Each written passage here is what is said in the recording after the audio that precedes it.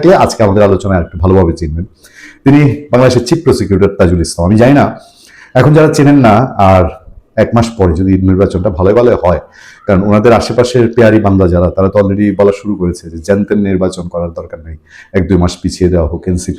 এনসিপির নির্বাচনী মুখপাত্র এই সদ্য সাবেক উপদেষ্টা আসিফ মোহাম্মদ সজীব ভুঁইয়া এখন বোধহয় ঠেলা টের পাচ্ছে, বলেছে যে নির্বাচন এখন না হলে জানতেন ভাবে নির্বাচন হওয়া যাবে না। তো ওই তাদের ঘরানারই মানুষ, মানে জামাত আর কি, সাবেক শিবির, আসিফ মোহাম্মদ সজীব ভুঁইয়া সাবেক শিবির তা বলছি না, তবে ওই ঘরানারই, ওখানে আন্ডারস্ট্যান্ডিং ভালো বলেই তো ওনারা এখন জামাতের সঙ্গে আছেন, জোট বেঁধেছেন।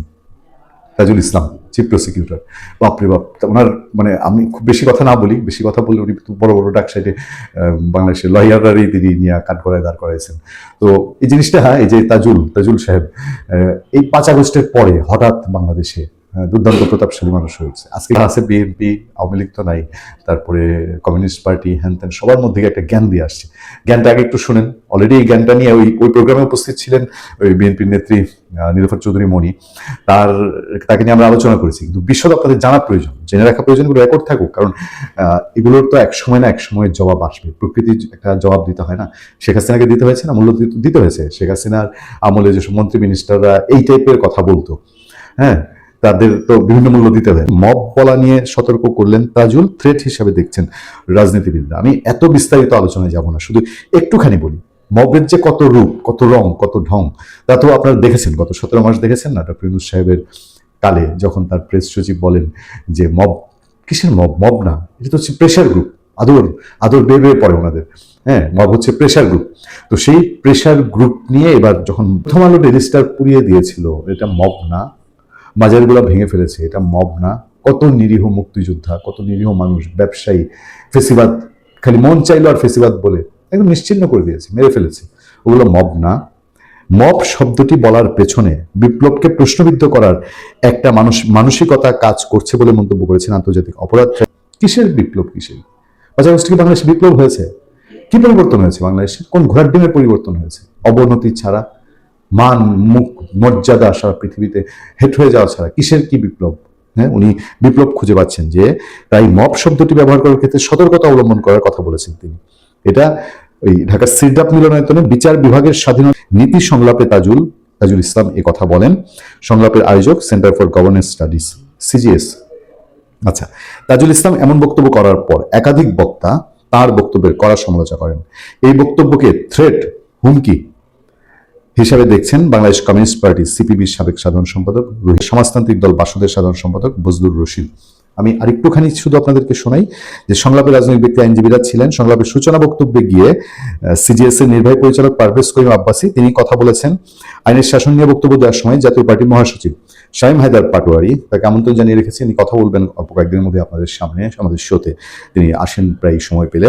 বিপ্লবের আগে পরে যে কোনো সময়ে এটা বাউন্স ব্যাক করবেই, বুঝতে পেরেছেন? মানে বিপ্লবের আগে পরে যে অন্যায় অবিচার হয়েছে, এই যে তারা দায় মুক্তি দিয়ে দিয়েছে, এটা করলে এটার একটা প্রতিদান সবসময় আসবে। মবকে অ্যালাউ করা হয়েছিল, এখন মব সরকারকে খেয়ে ফেলছে, নির্বাচন কমিশনকে খেয়ে ফেলছে, বাংলাদেশকেও খেয়ে ফেলতে পারে।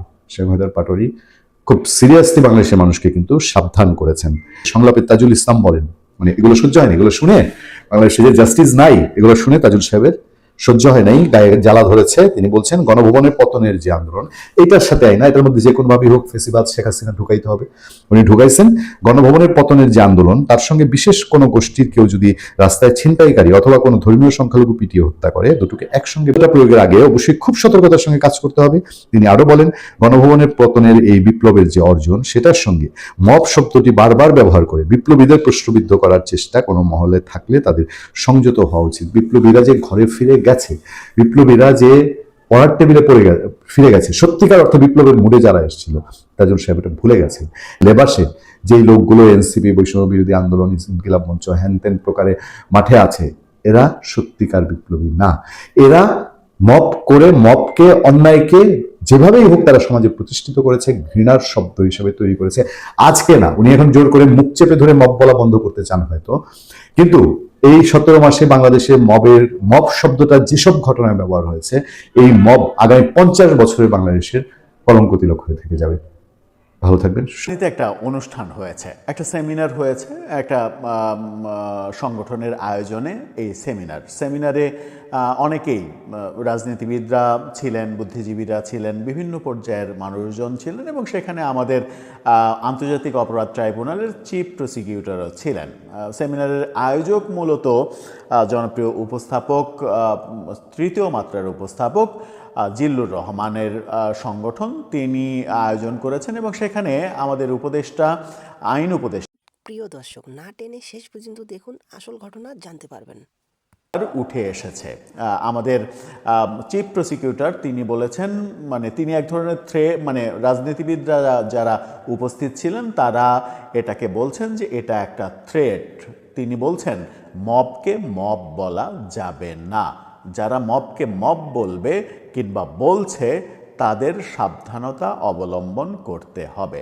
তার মানে আন্তর্জাতিক অপরাধ ট্রাইব্যুনালের চিফ প্রসিকিউটর যখন মবকে মব বলাদের এক ধরনের সাবধান করে দিচ্ছেন, তার মানে এরপরে ব্যাপারটা এরকমও হতে পারে যে যারা মবকে মব বলবে তারা বিচারের আওতায় চলে আসতে পারে। আদতে কি ঘটলো, কেন এটা ঘটলো, আইন উপদেষ্টার উপস্থিতিতেই এটা কি, রাজনীতিবিদরা কেন এটাকে চিফ প্রসিকিউটরের থ্রেট হিসেবে দেখছেন, চলুন একটু জেনে দেখি গণমাধ্যম কি বলছে।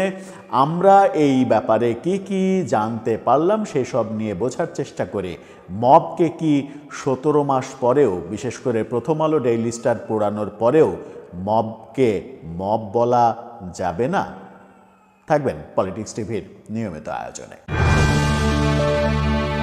দর্শক, বলছিলাম রাজধানীতে আজকে একটি অনুষ্ঠান হয়েছে, সেই অনুষ্ঠানের একটা ছবি আপনাদেরকে প্রথমে দেখিয়ে নিই, সেই ছবিটা দেখে নিন। সেখানে আমরা দেখতে পাচ্ছি আইন উপদেষ্টা আছেন, জিল্লুর রহমান আছেন এবং সেখানে অনুষ্ঠানের শিরোনাম হচ্ছে judicial independence and the rule, আইনের শাসন। এই বিষয়ে একটা সেমিনার হয়েছে, ডায়লগ হয়েছে। সেই সেমিনারে এই প্রসঙ্গ উঠেছে যে মবকে মব বলা যাবে না। প্রথম আলো এই ব্যাপারটা নিশ্চিত করছে। প্রথম আলোর শিরোনামটা দেখে নিন। প্রথম আলো বলছে মব বলা নিয়ে সতর্ক করলেন তাজুল, থ্রেট হিসেবে মব বলা যাবে না এই ব্যাপারে সতর্ক করে দিয়েছেন চিফ প্রসিকিউটর। কি বলা হচ্ছে সেখানে, মব শব্দটি বলার পেছনে বিপ্লবকে প্রশ্নবিদ্ধ করার একটা মানসিকতা কাজ করে বলে মন্তব্য করেছেন তিনি। অর্থাৎ তিনি বলছেন যারা বিপ্লবকে বিতর্কিত করতে চায়, বিপ্লবকে প্রশ্নবিদ্ধ করতে চায়, যারা বিপ্লবীদের বিতর্কিত করতে চায়, বিপ্লবীদের প্রশ্নবিদ্ধ করতে চায়, যারা অন্য কোনো উদ্দেশ্যে এগুলো করতে চায়, তারা আসলে মানে কি বলবো, তিনি কি বলছেন চলুন প্রথম আলো কি বলছে সেটা শুনি। সেখানে বলা হচ্ছে যে তাই মব শব্দটি ব্যবহার করার ক্ষেত্রে সতর্কতা অবলম্বন করার কথা তিনি বলেছেন। অর্থাৎ মব শব্দটা ব্যবহার করতে হলে, মব খুবই অচ্ছুত একটা শব্দ, এই শব্দ ব্যবহার করা যাবে না। অন্য শব্দ ইউজ করেন, মধু, সমস্যা নেই, কিন্তু মব না। এবং ম দিয়ে সম্ভবত কিছুদিন পরে এরকমও হতে পারে যে ম দিয়ে কোনো ধরনের শব্দ ব্যবহার করা যাবে না বিপ্লবীদের উদ্দেশ্যে। আজকে রাজধানীর সিডাপ মিলনায়তনে বিচার বিভাগের স্বাধীনতা ও আইনের শাসন শীর্ষক যে সেমিনারের কথা বললাম সেখানেই তিনি বলেছেন। তাজুল ইসলামের এমন বক্তব্যের পর একাধিক বক্তা তার বক্তব্যের কড়া সমালোচনা করেছেন। এমন বক্তব্যকে থ্রেট হিসেবে দেখছেন বাংলাদেশের কমিউনিস্ট পার্টির সিপিবি সাধারণ সম্পাদক, সাবেক সাধারণ সম্পাদক রুহিন হোসেন প্রিন্স ও বাংলাদেশ সমাজতান্ত্রিক দলের বাসদের সাধারণ সম্পাদক বজলুর রশিদ ফিরোজ। সংলাপে রাজনৈতিক ব্যক্তি, আইনজীবী, মানবাধিকার কর্মী ও নাগরিক সমাজের প্রতিনিধিরা উপস্থিত ছিলেন। আলোচনায় বিচার বিভাগের স্বাধীনতার পাশাপাশি মবের বিষয়টি উঠে আসে। তিনি যখন সাবধান করে দিচ্ছেন মবকে মব বলা যাবে না, এই ব্যাপারে যারা বলছে তাদেরকে সাবধান করে দিচ্ছেন, তখন সেখানে একজন বক্তাকে এমনও বলেছি যে তিনি সাবধান করে দিচ্ছেন, তাকেও আমরা সাবধান করে দিচ্ছি যে এই ধরনের কথা থেকে বিরত থাকুন। এই ধরনের উত্তেজনাপূর্ণ বক্তব্য চালাচালিও সেখানে হয়েছে। সংলাপের সূচনা বক্তব্য দিতে গিয়ে সিজিএস এর নির্বাহী পরিচালক পারভেজ করিম আব্বাসী বলেন, এখন বিচার বিভাগ নয়, মবক্রেসির রুল দেখা যাচ্ছে। সোশ্যাল মিডিয়া ট্রায়াল হচ্ছে। পরিস্থিতি যদি এমন থাকে তথাকথিত তৌহিদি জনতা আইন নিজের হাতে তুলে নিতে পারে এবং দোষীদের শাস্তি দিতে গড়িমসি চলে, তখন আইনের শাসন নিশ্চিত করতে যত প্রতীকী ব্যবস্থাই নেওয়া হোক তা যথেষ্ট নয়। আইনের শাসন নিয়ে বক্তব্য দেওয়ার সময় জাতীয় পার্টির মহাসচিব শামীম হায়দার পাটোয়ারি বলেছেন, বিপ্লবের আগে পরে যে কোনো সময় ইনজাস্টিসকে অ্যালাউ করলে সেটা বাউন্স ব্যাক করবেই। মবকে অ্যালাউ করা হয়েছিল, এখন মব সরকারকে খেয়ে ফেলছে। খুবই গুরুত্বপূর্ণ কথা বলেছেন যে এখন মবই সরকারকে খেয়ে ফেলছে, নির্বাচন কমিশনকে খেয়ে ফেলছে, দেশকেও খেয়ে ফেলতে পারে। এই দুই বক্তার বক্তব্যকে উদ্দেশ্য করে সংলাপে তাজুল ইসলাম বলেন, গণভবনের পতনের যে আন্দোলন, তার সঙ্গে বিশেষ কোনো গোষ্ঠীর কেউ যদি রাস্তায় ছিনতাইকারী অথবা কোনো ধর্মীয় সংখ্যালঘু পিটিয়ে হত্যা করে, দুটোকে একসঙ্গে বিচার করা যাবে না। মব শব্দটা প্রয়োগের আগে অবশ্যই খুব সতর্কতার সাথে কাজ করতে হবে। তিনি আরও বলেন, গণভবনের পতনের এই বিপ্লবের যে অর্জন, সেটার সঙ্গে মব শব্দটি বারবার ব্যবহার করে বিপ্লবীদের প্রশ্নবিদ্ধ করার চেষ্টা কোনো মহলে থাকলে তাদের সংযত হওয়া উচিত। এক ধরনের একেবারে পরিষ্কার থ্রেটই দিচ্ছেন তিনি। সিপিবির সাবেক সাধারণ সম্পাদক রুহিন হোসেন প্রিন্স বলেন, আইনের শাসন চান আবার মবকে উস্কান, এটা বাংলাদেশে চলতে পারে না। তাজুল ইসলামের বক্তব্যের সমালোচনা করে বিএনপির নেত্রী নীলুফা চৌধুরী, তিনিও বক্তব্য দিয়েছেন। অর্থাৎ বিএনপিও বলেছে যে মবকে উস্কে দেয়া হচ্ছে।